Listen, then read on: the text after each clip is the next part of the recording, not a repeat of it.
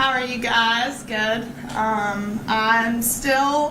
We woke up today and they were still at home. So it's honestly felt like such a dream to have them at home, and I'm just so grateful, obviously, to President Trump, the administration, Alice Johnson, just everyone within the pardons office. Alice obviously came on my podcast a year and a half ago, I think, before she ever even got the role. And what I respect about her is she's not in the art of giving favors. Neither is President Trump. And when she got the role, she looked into our case. They saw the injustices.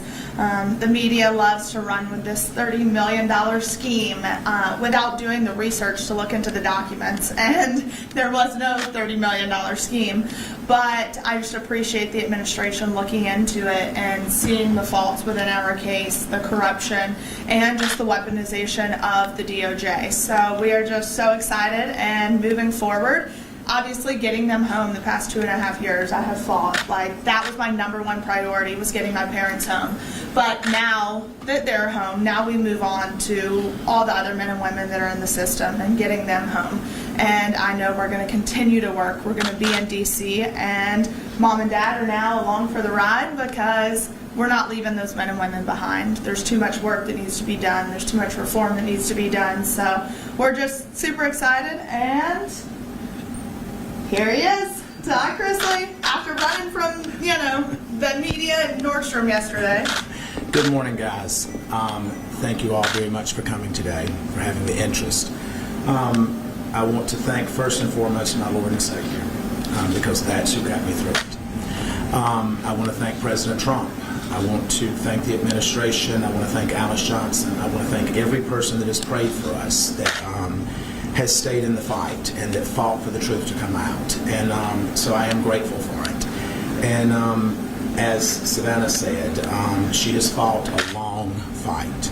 And for any parent to see their child fight this hard, it's a double-edged sword. It's a blessing, and then your heart breaks because your child has been placed in that position to fight for you, when as a parent you're supposed to fight for your children.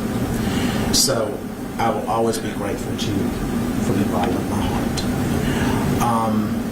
We've had wonderful legal representation, maybe not in the first go-round, but certainly when you picked up. And we're certainly grateful to you, Alex, and to you. This is the better-looking version of our team. So, we're grateful for everything that has happened thus far, and as bad as this experience has been, there's also been a lot of blessings to come from it. I have met some wonderful men. I have listened to some horrific stories about things that have gone on in our system. And whether you believe it or not, because I was you at some point, even though this pardon has happened, I still was convicted of something that I did not do. It could be you. It could be you. It could be any of you.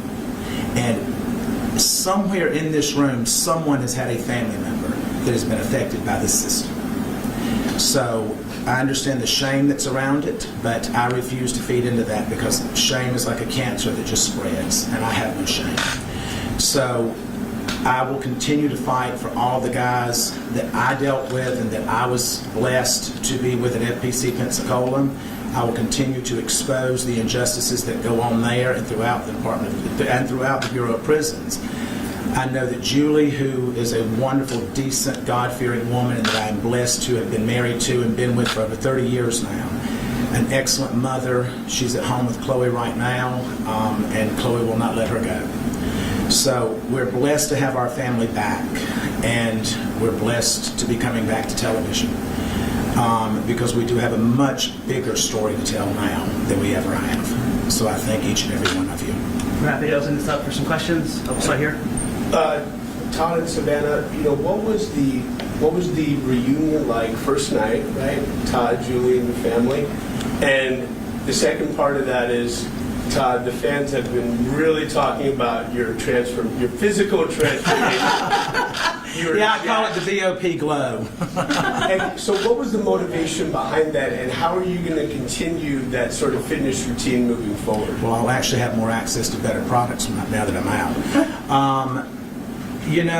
I think that I had nothing to do other than to read and to work out. And so I worked out every morning at 10:45 until 12 with my buddies there, and I read, and my walk with Christ became deeper. And I talked to my daughter every day, to Chase, to Grayson, and I was able to email with Julie every day. And so I think that for me, I haven't had the same effects that so many people leaving the prison system have had. So I'm grateful for that. Or maybe it's just all the residual Botox that never wore off. What was the reunion like, though, first night? Yes, I think for me, obviously I went to pick up my dad. And when he walked out, it was just such an overwhelming feeling, because the last time I was there, I was dropping him off and watching him walk away. So I think watching him walk towards me, I was an absolute disaster. And we left there, and it was amazing. And I FaceTimed my friend Margot, who works within the administration, and she goes, "Hold on a second." She was like, "I'm here with the president." And we got to FaceTime the president, and it was a full circle moment. I think that it was, as Savannah said, she and Nick dropped me off there, and then you picked me up. I don't even know that I felt like that it was real at that moment. And I woke up the first morning, and I was looking around, I'm like, this is really real. I'm home. So I was grateful for our family to be all back in the same room, to be together, to share a meal together, to pray together, and to know that we're still in the fight together. Question second row. Mr. Chrisley, do you have any remorse for the actions that led to your convictions? Oh, you must be seeing him. Do I have any remorse? I would have remorse if it was something that I did. Well, your wife did apologize last year in federal court. Well, let me explain to you how that works, if you don't mind. Yeah. You're placed in a position as a defendant to either bow down and kiss the ass of the Department of Justice and accept responsibility for things that you did not do in order to avoid a stronger sentence. And the corruption that went on in our case is going to continue to unfold, and Alex is going to continue to give each and every one of you the evidence that as it comes in. First row. Next question. You haven't seen your wife in so long. Hearing her voice, seeing her, what was that like? It was overwhelming. It was overwhelming. Julie and I have been together for over 30 years, and she is my best friend. We have raised our children together. The grandchild is now my legal daughter, and we've had all the ups and downs. We've gone through breast cancer together. We've gone through multiple medical procedures with her, and it was great to be home. No matter where that is, as long as she's there, it's home. Got a question up here?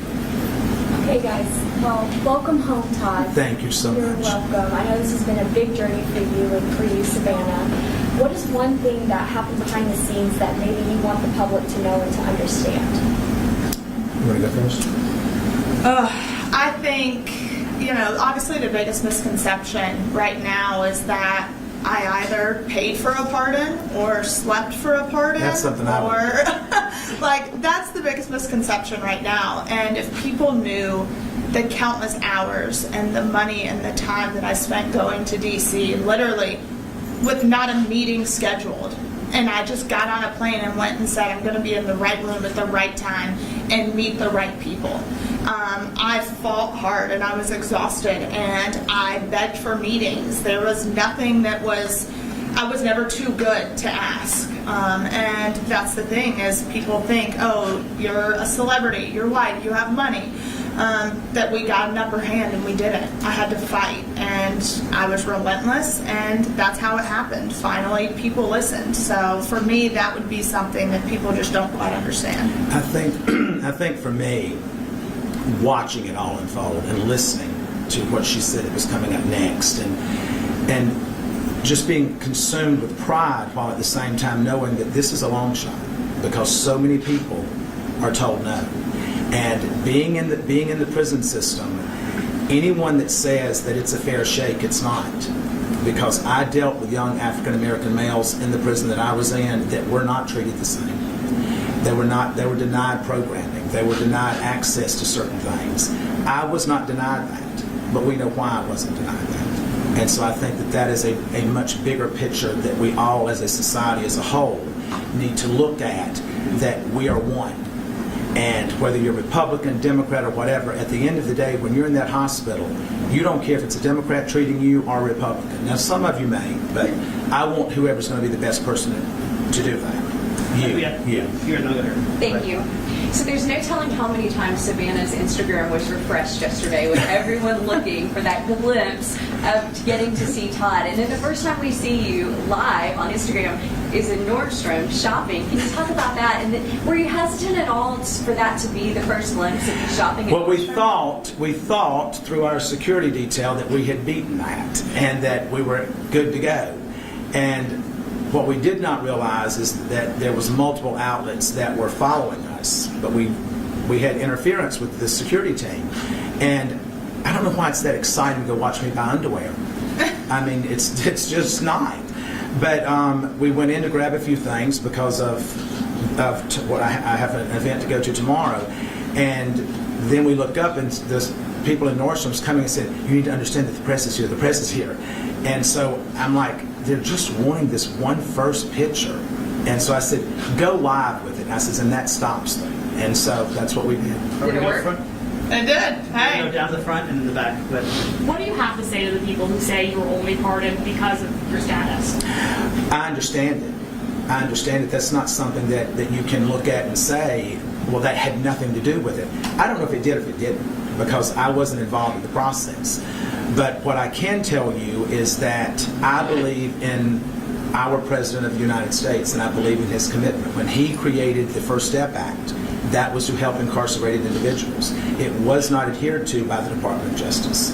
And the entire time during the Biden administration, it was not adhered to. So to hear him say that it is now going to be adhered to and Pam Bondi is going to make sure of that, literally since Pam Bondi has stepped in, now the Bureau of Prisons have been given a directive through a new director who I have such a huge amount of faith in, William Marshall, that he is going to make sure that the First Step Act is implemented, and these men and women are going to get the credit that they're supposed to be getting. They're going to get the training and the education that they're promised, and they're going to be given a right to go back to their families in a speedier way. So I do understand that, and if that's the case, I don't know how to address the fact that if it is the case, but I'm grateful to God for whatever reason it was that we were able to obtain it. far in first. Hi. We know you've called the Nashville area home for a few years, having a home in Brentwood, Milmead. What's your plans for potentially keeping your life here in Nashville and in the future? We do have future plans. Nashville will always hold a very special place in our heart. But we have other plans. Do you plan to stay here? We will probably always have a presence here. I don't know that we'll be here full time. Back row, please. No, you. So after people have been incarcerated, a lot of times they say that isolation and that feeling almost of not being able to associate with family and friends is almost for them feeling like part of a death. And then having them come back is almost like a second chance. Now that you have all this new understanding, these experiences, really having that conversation with people in very different ways of life, how do you plan to use your platform and to share different messages if you do, now that you're continuing to have this TV show? This will always hold this. You can't go through what we've been through and walk away from it. I'm fortunate, so is Julie, that we never lost contact with our children. Julie and I emailed 10 times a day. And I think it's also important to understand that I was at a camp. It was the brokest child camp that you can go to. The accommodations were not great. But it, needless to say, was a camp. It was a former military base. So we had free access to walk, and we had a track and a weight pile, and we had things that we could do. But there are men there that after, I think statistically, after the first 2 years, people lose contact with their loved ones. And that I can't even imagine how that must feel, but at the same time, I think that we at this point, God has said, when you know better, you do better. And it's our job at this point to expose all of that and to try to make those men and women's lives better if we can. And that's what I plan to do. So let's take a step back and take a look forward. First of all, what were both of your first reactions to the part where you just shocked? And looking forward, tell us, your return to television, this docu-series? Can you tease what it will be like in nature, what the focus will be? Tell us about that. I mean, when I got the call, like I said, I was walking into the grocery store and I stopped in the parking lot. I was like, what do I do? I was like, okay, go back to my car. And so I sat in my car and had that phone conversation that's online with President Trump. And I was in such shock. I really didn't know what to say. I started crying. Grayson was with me and we're like, oh my God, it's happening. It's happening. And I really don't even remember driving home. Like, I was in such shock. And I then was able to talk to my parents and tell them what had happened, but it had already kind of spread like wildfire because President Trump's team posted the video and tagged it Trump Knows Best, which, I loved. But it spread like wildfire. And when they called, they're like, is this really real? Oh my, like, it was so hard to believe that it was actually happening. I had a staff member that came to me and said, you've just been pardoned. And I just looked at him and he says, no, really, you've been pardoned, it's in the news. And so I walked up to call her and she said, it's true, it's true. So I remember walking back from the phone and just feeling numb, not really knowing. And then after about 10 minutes, all I could think about was the guys that I was leaving behind because I had made such wonderful relationships with those men. And when I left that day, there was only 317 men at our camp, but they were lined up shouting when I was walking out. And they were saying, don't leave, don't forget us, don't forget us. And my commitment is to them that I will never forget them. And how about the docu-series? So we had been filming, and we had just wrapped filming for all intents and purposes, and then we get the call that they had been pardoned, so we picked right back up. And we're excited because I think this new show is going to give, first off, it's going to give people a look into the trial and things that we went through, and we're going to set the record straight, put some documents out there. Alex is on there. But it comes full circle because we go back and then we get to the point where mom and dad are pardoned, and now we move forward with our lives. And I know for me personally, now I get to be a normal 27-year-old, almost 28. And so my goal, it's like we were talking last night, it's like I'm traveling to 30 countries by the time I turn 30. But going to DC is going to be, I will be there a lot more because now I hope to work with the Federal Bureau of Prisons and Billy Marshall and help them expose the corruption because he has vowed to hold people accountable if there has been abuse and corruption to occur. So I'm extremely excited for that, to work with some organizations, put bills in front of Congress, especially for women who are incarcerated. So that's kind of our goal. And then obviously they've already got all the offers rolling in, so it's going to make life so much easier. You'll see him on quite a few different shows, I have a feeling. So one more question, and then I think Can Todd confirm that you will be a part now of the second portion of the series? We are. Okay. Yep. Yeah, we started filming literally the night that we got home. As soon as we got home. So I think with this new series, you will see the first time he and mom see each other for the first time. Last question. Let her have this question. So I understand you're saying you were wrongfully convicted and that information will come out, but my question is, so, it was under the first Trump administration when the investigation happened and the charges, so how can it be political? Well, if you will look at the individuals that prosecuted this case and that lied to the courts, and these prosecutors are no longer with the U.S. Attorney's Office. Tommy Krepp left and is now at the FDIC. Annalise Peters, she is now with Meta. You don't go to Meta and give up a career as a prosecutor. That's not what you do. You don't go to the graveyard of the FDIC when you're trying to build a career as a defense attorney. So I also think it's very important to note that it took 7 years to issue a formal indictment. Exactly. So the investigation was going on for almost a decade. And when you look at it, our judge was the youngest African American female appointed by Obama.